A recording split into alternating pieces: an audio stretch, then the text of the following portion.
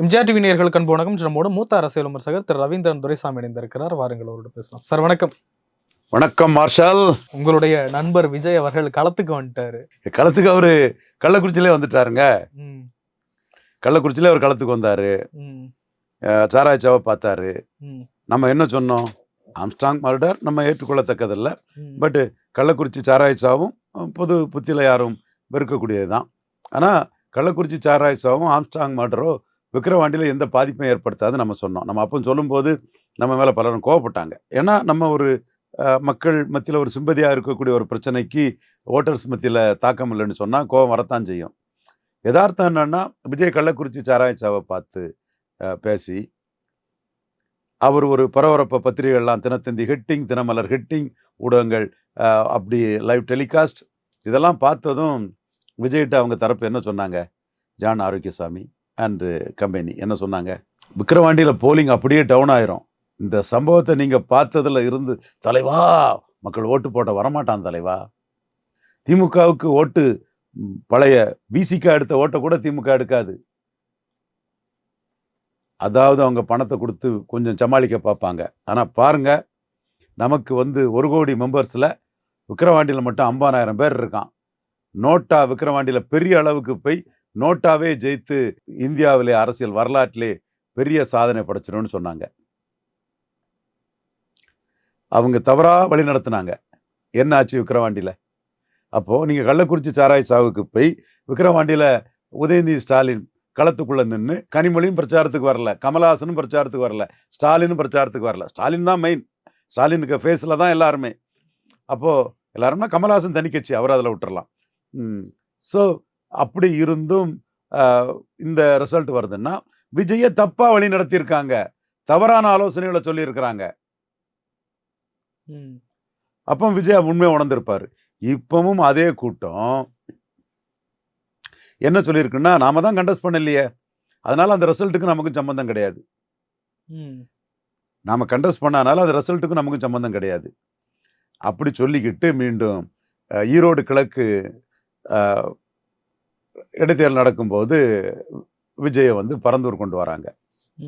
அப்ப ஈரோடு கிழக்கு ரிசல்ட் ரிஃப்ளெக்ஷனை பார்ப்பாங்களா இல்லையா? நம்ம பேசுவோமா இல்லையா?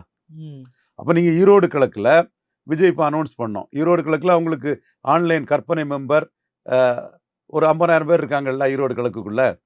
இந்த 50,000 பேர் நோட்டாவுக்கு ஓட்டு போடுவாங்கன்னு அனௌன்ஸ் பண்ணணும். அவர் அதை கண்டுக்கல சார். நாம கண்டுக்கிறோம்ல. நீங்க கண்டுகிட்ட அதுக்கு அவர் என்ன பண்ண முடியும்? அவர் சொல்றத அப்படி கேட்கறதுக்கு ஜான் ஆரோக்கியசாமியும் புஷியானந்தம் தான் இருப்பாங்களே தவிர ரவீந்திரன் துரைசாமி அவர் கருத்தை தானே சொல்லுவாரு. அவரு தனியா போறாரு. அரசியல் பயணத்தின் முதல் படியாக இங்க அந்த விவசாயிகளின் காலடி மண்ணை தொட்டு வணங்கிட்டு நான் ஸ்டார்ட் பண்றேன் அப்படின்றாரு. இந்த ஸ்டார்டிங்க சட்டமன்ற தேர்தலுக்கு 8 மாசத்துக்கு முன்னதான் பண்ணியிருக்கணும் சார். வந்தா என்ன ஏன் இது வரைக்கும் வரலன்றீங்க? வந்துட்டா ஏன் சீக்கிரமா? நான் ஏன் இது வரைக்கும் வரலன்னு சொல்லவே இல்லை மார்ஷல். நிறைய பேர் சொல்லிக்கிட்டு இருக்காங்க. நிறைய பேர் சொல்றதுக்கு நாம பொறுப்பாக்காத முடியாதுல்ல மார்ஷல். நாம அவர் மக்களவை தேர்தலுக்கே வந்திருக்கணும் வாங்கன்னு கூப்பிட்டோம், வெளிப்படையா கூட்டம். இன்னைக்கு மக்களவை தேர்தலில் இன்னைக்கு அவரு நின்று ஒரு பலத்தை நிரூபிச்சிருப்பாருன்னா அந்த பலத்துக்கு தக்கன அவர்கிட்ட கூட்டணிக்கு வர்றதுக்கு ஆள் வந்திருப்பாங்க, அல்லது அவரை கூட்டணியில் சேர்க்கறதுக்கு ஆள் வந்திருப்பாங்க. இப்போ 2026 அவரை தவறா வழி நடத்தினார்னா ரொம்ப அசிங்கப்படுவார். இந்த கூட்டத்தெல்லாம் காட்டி ஒரு புல்டப் கொடுத்து பக்கத்து ஊர்ல இருந்தெல்லாம் வண்டி வச்சு ஆளை கொண்டு வந்துக்கிட்டு பெரிய கூட்டம் இருக்குன்னு எடப்பாடி ஏமாந்துருவாரு அதுங்கிற மாதிரி ஒரு அரசியல் பண்ணுனா இல்ல. வண்டியை வச்சு போராட்டக்காரர்களை கூப்பிட்டு வந்தாங்க, தொண்டர்கள் அவங்க வந்துட்டாங்க. அதை கட்டுப்படுத்த முடியாம புஷி ஆனந்தே காவல்துறை தயவு செஞ்சு உள்ள விட்டுருங்கன்னு சொல்லி அவங்க எல்லாம் அடிச்சு பிடிச்சிக்கிட்டு உள்ள வந்திருக்காங்க. அவருக்கு மாநாடு செப்டம்பர் 17க்கு அனௌன்ஸ் பண்ணாரு. எங்கேயாவது நீங்க செப்டம்பர் 17க்கு சோரெழுத்து பார்த்தீங்களா? நம்ம போவோம், நம்ம காஞ்சிபுரம் போயிட்டு வருவோம், அல்லது திண்டிவனம் போயிட்டு வருவோம், தாராளமாக போகலாம் மார்ஷல். எங்கேயும் செப்டம்பர் 17க்கு சோரெழுத்து கிடையாது. அனுமதிக்கு டவுட் இருந்திருக்கும். செப்டம்பர் 17 மாநாடுன்னு அனௌன்ஸ் பண்ணாங்க. செப்டம்பர் 17 எங்கேயும் சோரெழுத்து கிடையாது. அதற்கு பிறகு அக்டோபர் 27 மாநாடு அனௌன்ஸ் பண்றாங்க. அக்டோபர் 27க்கு நிறைய சோரெழுத்து இருக்கு. அப்போ ஆர்கனைஸ் பண்ணி பண்றாங்க. நான் தவறுன்னு சொல்ல வரல, எல்லா கட்சியும் ஆர்கனைஸ் பண்ணி தான் பண்ணுவாங்க. அது இயல்பாக நடக்குகிறதா. விஜய் மட்டும் நான் அதை குறை சொன்னால் அது நியாயம் இல்லை, அது நேர்மையான பார்வையாகாது. என்ன சொல்ல வர்றேன்னா, விஜயை நம்பி இன்வெஸ்ட் பண்ணதுக்கு ஆள் இல்லை. விஜயகாந்தை நம்பி கொஞ்சம் இன்வெஸ்ட் பண்ணாங்க. விஜயை நம்பி இன்வெஸ்ட் பண்ணக்கு ஆள் இல்லை, இதுவரை இல்லை. கமல்ஹாசன் நம்பி கொஞ்சம் ஐஏஎஸ் ஆஃபீஸரு கொஞ்சம் ஆட்கள்லாம், மகேந்திரன் திருச்சியில் இப்போ கொஞ்சம் பேர் இன்வெஸ்ட் பண்ணி தங்களையும் ஆளாக காட்டிக்கிட்டு கமல்ஹாசனையும் பெருசாக காட்டிக்கிட்டு அந்த இதை பண்ணாங்க. அதே மாதிரி விஜயையும் பெருசாக காட்டிக்கிட்டு அந்த பகுதியில் தங்களையும் பெருசாக காட்டுறதுக்கு ஆள் இல்லை. அதனால அந்த சுவரெழுத்துக்கள் வந்து தலைமையிலிருந்து ஏற்பாடு பண்ணப்பட்டு எழுதப்பட்ட சுவரெழுத்துக்கள் அக்டோபர் 27. நான் பொய் சொல்கிறேனா இல்லையாங்கிறது விஜய்க்கு மனச்சாட்சிக்கே விட்டுறேன், விஜயை சார்ந்தவர்களின் மனச்சாட்சிக்கே விட்டுறேன். இதுதான் யதார்த்த பொசிஷன். பட் ஒரு க்ரௌட் புல்லிங் கெப்பாசிட்டி உள்ள ஒருத்தரை வச்சு வாக்கெடுக்க முடியும்னா முடியும். கமல்ஹாசன் எடுத்திருக்கிறாரு 39 தொகுதியிலையும் போட்டு, விஜயகாந்த் 8.3% வாக்கெடுத்திருக்கிறாரு. அதே மாதிரி விஜயாலையும் எடுக்க முடியும். அது க்ரௌட் புல்லிங் கெப்பாசிட்டி உள்ளவரை வச்சு 214 கேண்டிடேட்டையும் போட்டு ஒரு கொள்கையை சொல்லி ஸ்ட்ராங்கானா வாக்கு எடுக்க முடியும். அதற்கான ஆயத்த வேலையில் என் பயணம் தொடங்கிட்டுன்னு விஜய் சொன்னாருன்னா, வருங்கால முதல்வர் விஜய் சொல்லி அதை சொன்னாங்கன்னா நானே அந்த முயற்சி வந்து வாழ்த்துவேன், வரவேற்பேன். ஒரு நல்ல சக்தியாட்டு விஜய் வரட்டுன்னு நான் பாராட்டுவேன். ஆனால் நோக்கம் வந்து ஒரு கூட்டத்தை காட்டி நோட்டுக்கும் சீட்டுக்கும் எடப்பாடிக்கிட்ட விஜயை வித்துறணும்னு ஒரு கூட்டம் முயற்சி பண்ணுறதா உள்ள இருந்து நான் சில தகவல்களை அறிகிறேன். அதனால தான் நான் பலம் நிரூபிக்காத ஒருத்தருக்கு வாக்கு வங்கி கிடையாது. விஜய் 26ல் என்ன நிரூபிக்கிறாரோ அதுதான் அவர் பலம். அது எக்ஸு ஒய் செட்டு பெருசு சிறுசு மத்தியமாக என்ன வேணாலும் நிரூபிச்சுட்டு போட்டு, ஆனால் அது நிரூபிக்கிறதுக்கு முன்னாடி விஜய்க்கு பலம் இருக்குங்கிறதும் அத்தனை பர்சன்ட் இத்தனை பர்சன்ட்னாலும் அரசியல் தெரியாதவங்க விவரம் புரியாதவங்க பேசுகிற ஒரு பேச்சு. அதில் விஜய் நம்பிட்டாருன்னா விஜய் கடைசி கட்டத்தில் முட்டுச்சந்தில் மாட்டிக்குவார். கேண்டிடேட்டும் போட முடியாது. எடப்பாடி பழனிசாமி இப்போவே ஜெயக்குமார் 8 சீட்டுக்கு தான் கொடுக்க முடியும்னு ஒரு செய்தி தொடர்பாளர் ஒருத்தர் விஜய்கிட்டலாம் எங்கே கேண்டிடேட் இருக்குது, 1-2 கேண்டிடேட்டை தவிர அவங்கள்ட்ட கேண்டிடேட்டே இல்லைன்னு தான் சொல்கிறாரு. அப்போ நானும் கேட்டேன், நம்ம டேட்டா அனலிஸ்ட்டு நம்ம நண்பர்கள்லாம் கேட்கும்போது காரைக்குடியில் ஒருத்தர் இருக்கார், டாக்டர் யாரோ ஒருத்தர், அப்படி இப்படி கொஞ்சம் தேத்தி பிடிச்சி எடுத்து ஒரு 7-8 பேரை சொல்கிறாங்க விஜய்க்காக. அந்த தூத்துக்குடியில் உள்ள ஒரு லேடியை கூட சொல்கிறாங்க.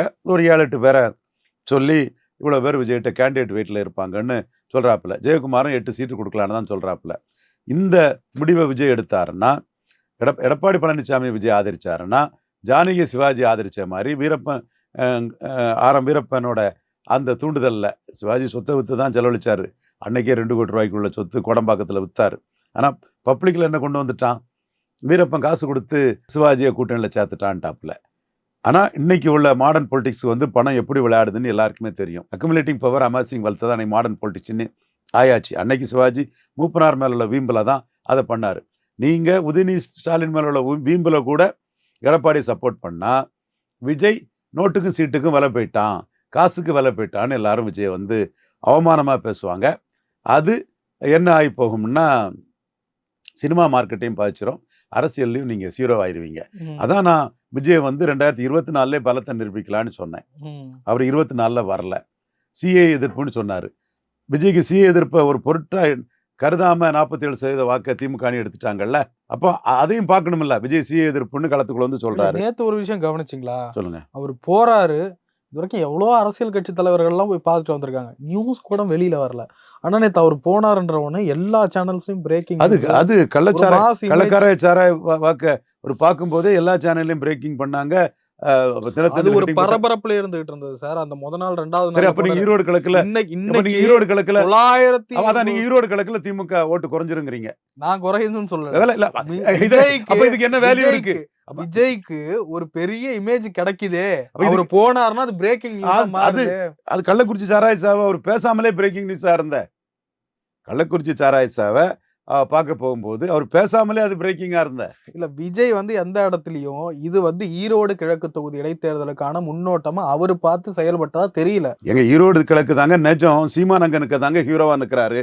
சீமானங்க திமுகவையும் அண்ணா திமுகவையும் காங்கிரஸையும் பாஜகவையும் அடிச்சுக்கிட்டு இலவசங்களை அடிச்சுக்கிட்டு பாராளுமன்ற கட்டடத்துல சமஸ்கிருதம் இருக்கு, ஏன் தமிழ் இல்லை, அண்ணா பல்கலைக்கழக மேட்டர் பிரச்சனை வந்துன்னா பொள்ளாச்சியில நடக்கலையா, கொடநாட்டுல கரண்ட் எப்படி போச்சுன்னு எடப்பாடியும் திமுகவையும் எடப்பாடியும் சேர்த்து அடித்து பாஜக காங்கிரஸ் இவங்களை தொங்கு சதிகள் ஒட்டுண்ணிகள் திமுக அண்ணா திமுகன்ட்டு நான் தான் சுத்த வீரன், களத்துக்குள்ளே வீரனா நிற்கிறேன், மற்ற எல்லாம் ஓடிட்டான், டெபாசிட் இழந்துருன்னு எடப்பாடி ஓடிட்டாரு.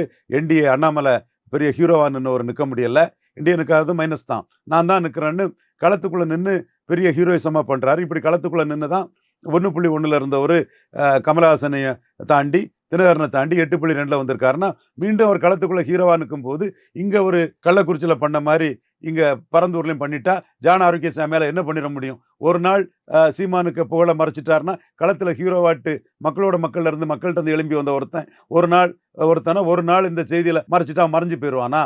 அது மீண்டும் அந்த கம்பேரிசன் சீமானுக்கு பலத்தை கொடுக்கும். விஜய் பொழுதுபோக்கு அரசியல் பண்ணுறாரு, விஜய் பப்ளிசிட்டி அரசியல் பண்ணுறாரு, விஜய் கட்சி ஆரம்பிச்சுட்டு லெட்டர் பேடாக இருக்கிறாரு, விஜய் விக்கிரவாண்டியில் பாடம் படிச்சும் மீண்டும் ஈரோடு கிழக்கில் அதே தப்பை பண்ணுறாரு, தவறான ஆலோசனைகளால் தப்பை பண்ணுறாருன்னு தானே அது கடைசியில் அல்டிமேட்டாக முடியும். இப்போ நீங்கள் 56.5% வாக்கு திமுக அணி எடுத்திருக்கிறாங்க. எவ்வளவு எடுப்பாங்க திமுக அணி? விஜயால் எவ்வளோ குறைச்சிட முடியும்? அல்லது விஜய்க்கு தான் நீங்கள் ஃப்ராடான ஒரு டேட்டா கொடுத்துருக்கீங்களே, கூட்டணி பேரம் பேசுறதுக்கு இத்தனை பேர் மெம்பராக சேர்ந்துட்டான்னு ஒரு டேட்டா கொடுத்துட்டீங்க. எப்பா நீங்கள் 214 போட்டு உங்கள் பலத்தை நிறுவீங்கப்பா. ரவீந்திரன் துரைசாமி அதை விமர்சிச்சிட முடியுமா? ஒரு ரூபாயை விமர்சிச்சிருக்க முடியுமா? அந்த பலத்தை நிரூபிச்சிட்டிங்கன்னா என்ன பலமோ அந்த பலத்தை எல்லாரும் ஒத்துக்கிட்டு தான் போகணும். அதை விட்டுட்டு ஏன் சினிமாவுக்கு வசூல் சொல்கிற மாதிரி மார்க்கெட்டிங் வேலைகளை பார்த்துட்டு இருக்கிறீங்க? அதைத்தானே நாங்கள் அடிக்கிறோம். ஸோ உங்கள்கிட்ட நாங்கள் கேட்குற கேள்வி, நாங்கள் நோட்டா நாங்கள் ஓட்டு போடுவோம் இவ்வளோ போடுவோம்னு விஜய்க்கு செய்தி தொடர்பாளர்லாம் வந்து பேட்டி கொடுக்காங்கல்லாங்க, அவங்க சொல்லட்டு. இன்னொன்று கேட்குறேன், நீங்கள் அம்பேத்கர் இது அமித்ஷா எதுவுமே பண்ணலை, அகஸ்மாத்தா வந்ததை ஏதோ அதை எதிர்கட்சியெல்லாம் ட்விஸ்ட் பண்ணி அதை பிரச்சனை பண்ணிட்டு இருக்கும்போது நீங்களும் வந்து உங்கள் பங்குக்கு அமித்ஷாவுக்கு எதிராக ஒரு ட்விட்டை அம்பேத்கரை பேஸ் பண்ணி போட்டிங்க. இப்போ பெரியாரை பேஸ் பண்ணியா எந்த ட்விட்டும் பரல? சீமான் இவ்வளோ பேசணும் பிறகும் சீமான ஒரு ஃபோர்ஸாக மதிக்கலன்னு அர்த்தம், அப்படி புரிஞ்சுக்க முடியாதா? ஸ்டாலின் மதிக்கிறாரு, ஆட்சியில் இருக்கக்கூடிய ஸ்டாலின் மதிக்கிறாரு. அப்போ கற்பனை, ஒரு நீர்க்குமிழி, ஒரு காணல் நீர் விஜய் இவர் மதிக்கலன்னா சீமானுக்கு என்ன ஆயிட்டு? சீமான் 8.2 எடுத்திருக்கிறார், நீ 0% இருக்கிற. 0% இருக்கிற மதிக்கலன்னா என்ன ஆகி போச்சு? நிக்கல சார். அதனால நீங்க மறுபடியும் அவர் நிக்காத நின்னாதான் அவருக்கு பெர்சன்டேஜ், அது நிற்கதவரை 0 தான். இல்ல இன்னும் நிற்காதவனுக்கெல்லாம் பெர்சன்டேஜ் எலெக்ஷன் கமிஷன்ல கொடுத்துருவீங்களோ? பாண்டே கொடுப்பாரு, அவர் ஏதாவது கருத்து கணிப்பு போட்டு, டுபாக்கூர் கருத்து கணிப்புகளை போட்டு பெர்சன்டேஜ் கொடுப்பாங்க. அது எலெக்ஷன் கமிஷனுக்கு செல்லுபடி ஆகுமா? நான் தெளிவாக தான் கேட்குறேன். நீங்கள் உங்கள் எம்ஜிஆர் டிவிலேருந்து ஒரு பெர்சன்டேஜ் கொடுத்துட்டீங்கன்னா எலெக்ஷன் தெளிவாகுமா? இப்போ தீபா ஜெயக்குமார் சசிகலா அம்மையார் மாதிரி 0% தான் நின்று நிரூபிச்சாதான் அவர் பெர்சன்டேஜ். இப்போ அவர் பவன் கல்யாணம் இல்ல, அல்லு அர்ஜுன் தான். பவன் கல்யாணும் 2014 பெர்சன்டேஜ் நிரூபிக்காதவர் தான். 19 தேர்தல் முடிஞ்ச பிறகுதான் 7%. அதை வச்சுதான் 24 டெப்டி சீஃப் மினிஸ்டர் ஆயிருக்காரு. நீங்க வந்து 8.2 செலவழிச்சு வாக்கெடுத்து ஹீரோவா நிற்கக்கூடிய சீமான ஒண்ணுமே இல்லைன்னா என்ன அர்த்தம்? அவரை நாங்க மதிக்கல, அவரை இது பண்ணலாம் என்ன அர்த்தம்? உங்க தான் வண்டவாளம் தான் விக்கிரவாண்டியிலே ஹீரோ ஆயிட்டீங்களே. சீமானாவது ஹீரோவா வந்து நின்று 6% எடுத்தாப்புலையே. உதயநிதி ஸ்டாலின் தான் உங்களை கதை வீட்டுக்குள்ள வச்சு அடிச்சு விரட்டிட்டாரே. இப்போ விஜய்க்கு இன்னும் 1 ஆண்டு காலத்திற்கு மேல டைம் இருக்கு, அதுக்குள்ள அவர் பலப்படுத்த மாட்டாருன்னு நினைக்கிறீங்களா? பலப்படுத்தணும், பலப்படுத்திட்டு நான் வரவேற்கிறேன், பாராட்டுறேன். நல்ல ஓட்டு 26 எடுத்துட்டா அப்ரிஷியேட் பண்றேன். 24 வந்து ஒரு ஓட்டு எடுக்கணும், 39 நிற்குன்னு சொன்னேன். ஜான் ஆரோக்கியசாமி தான் விஜய் நின்னா அது மோடிக்கு இங்கே சீட்டு வந்துடும், நிற்கக்கூடாதுன்னு அவங்க என்ன மோடி எதிர்ப்பு RSS எதிர்ப்பு அமைப்பு நடத்துகிறாங்களா? விஜய்க்கு அரசியல் பண்ணி விஜய் மேலே கொண்டு வர நிற்கிறாங்களா? அந்த negative, Udhayanidhi negative, Modi negative, இது எங்கே உருப்படும்? பாசிட்டிவாக மக்களை நம்பி வாங்க. நான் பரந்தூரை எதிர்க்கிறேன், அதை எதிர்க்கிறேன், இதை எதிர்க்கிறேன், மக்களோட நான் நின்று மக்களுக்காக நின்று நான் உழைப்பேன். என்ன நீங்கள் 214 கேண்டிடேட் போட்டிருக்கேன், என்ன ஆதரிச்சு என்ன பலப்படுத்துங்கன்னு மக்கள்கிட்ட கேட்கணும். நீங்க கூட்டத்தை காட்டி எடப்பாடி கிட்ட பேரம் பேசுறதுக்கு ஆட்களை திட்டம் போட்டீங்கன்னா அதை எப்படி நாம விமர்சிக்காம இருக்க முடியும்? அதனாலதான் நான் சொல்றேன், உண்மையிலே உங்களுக்கு பலம் இருக்கும்னா நோட்டாவை ஆதரிக்கிறாங்க. எங்களுக்கு வந்து ஒரு கோடி உறுப்பினராக இருக்காங்க. எவ்வளோங்க இருக்காங்க? எவ்வளோங்க? 2 கோடியா 1 கோடியா? அப்போ ஈரோடு கிழக்குல எத்தனை கோடி, எவ்வளோ இருப்பாங்க? எத்தனை லட்சம் இருப்பாங்க? ஈரோடு லட்சத்துல இல்லை, 1000த்துல தான். எத்தனை ஆயிரம் இருப்பாங்க? 50,000, ஒரு 30,000. அப்போ ஈரோடு கிழக்குல மக்களவை தேர்தலோட ஓட்டுப்பதிவு கூடுமா குறையுமா?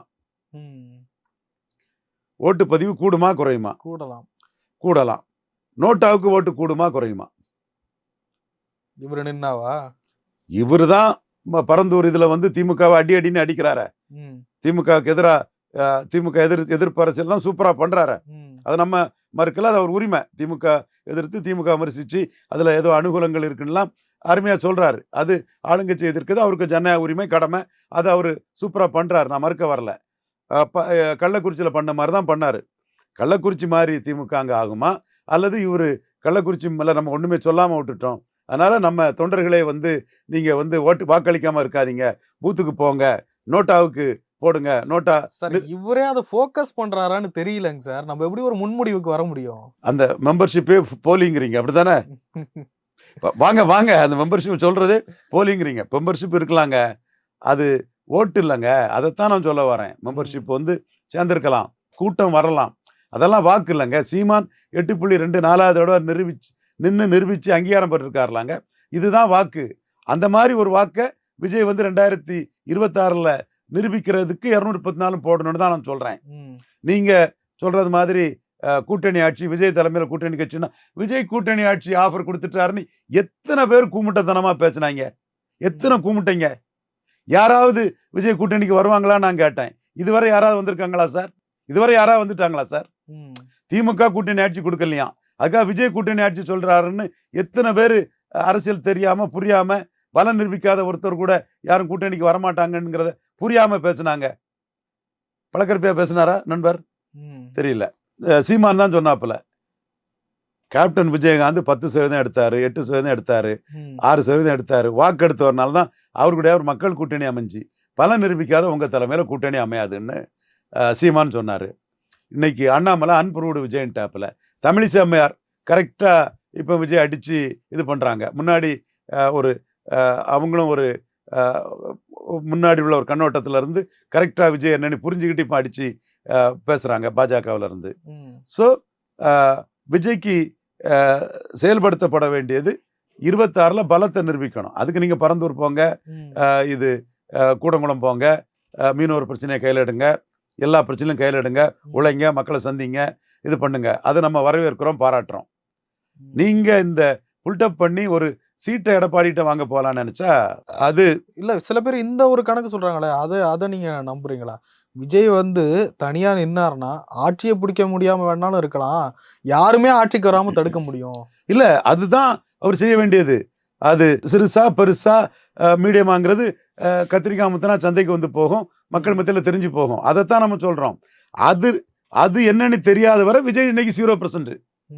நீங்க 24ல 47% திமுக அணி எடுத்திருக்கிறாங்க, 24ல 23% அதிமுக அணி எடுத்திருக்கிறாங்க, என்டிஏ 18 அண்ணாமலை உழைப்புல எடுத்திருக்கிறாங்க, மோடி பிரதமர்னு. சீமான் 8.2 எடுத்திருக்காப்புல. 2% போவாருன்னு சொன்னவனும் 4% போவாருன்னு சொன்னது. ஏன் ஜான் ஆரோக்கியசாமியே சீமான் 4% போவாருங்கிற ஒரு கனவுலையும் எதிர்பார்ப்புலையும் தான் இருந்தாரு. அதை நீங்க நல்லிஃபை பண்றது மாதிரி விஜய்க்கு இத்தனை %, அஜித்துக்கு இத்தனை %, இது புக்மை ஷோவில் அமரன் படம் அதிக டிக்கெட் சேல்ஸ் ஆயிருக்கு, சிவகார்த்திகேயன் அவருக்கு இத்தனை %. அதெல்லாம் போய், அதெல்லாம் மோசடி. விஜய் 214 கேண்டிடேட் போட்டு எவ்வளவு எடுக்கிறாரோ அதுதான் அவருக்கு பலம். அதுவரை அவர் பலமற்றவர், பலம் நிரூபிக்காதவர், unproved, not test. Sasikala, Deepa Jayakumar மாதிரி விஜயும் அதுவரை 0% தான். நான் ஏதோ விஜய்க்கு எதிராக வன்மமா பேசுற மாதிரி அந்த 0% பேசுறத பலரும் எடுத்துக்கிட்டு ட்விட்டர்ல போட்டுட்டு இருக்கார். ரஜினி ரசிகர் பேசுகிறார், ஆர்எஸ்எஸ் காரர் பேசுகிறார், நெகட்டிவா ஒரு மைண்ட்ல திணிக்கிறீங்க, ஆர்எஸ்எஸ் காரர் பேசுறார் அப்படின்னு எழுதுறாங்க. நான் சொல்றது பொய்யா உண்மையாங்கிறதான் மேட்ரு. நான் மறுக்க வரலையே. 26ல் அவர் நிற்கக்கூடிய தேர்தல் கமிஷன் சொல்லக்கூடிய டேட்டாவை ஒரு பயம் மறுக்க முடியாத. இப்போ 2%ங்கிறாரு சொன்னாரு சீமான சுமன் சி ராமன்ஜி. 8.2 வந்துட்டாரு. மறுக்க முடியுமா? இதை மறுக்க முடியாதுல்ல. அதே மாதிரி மறுக்க முடியாத ஒரு டேட்டாவை கொடுங்க. 2026ல் 214 கேண்டிடேட் போட்டு கொடுங்க, எல்லாரும் ஒத்துக்கிட்டு போயிடுவோம். இந்த மாதிரி ஜிம்மிக்ஸ் எல்லாம் யாரும் ஒத்துக்க மாட்டாங்க. நிறைய விஷயங்களை பகிர்ந்து கொண்டது ரொம்ப நன்றி.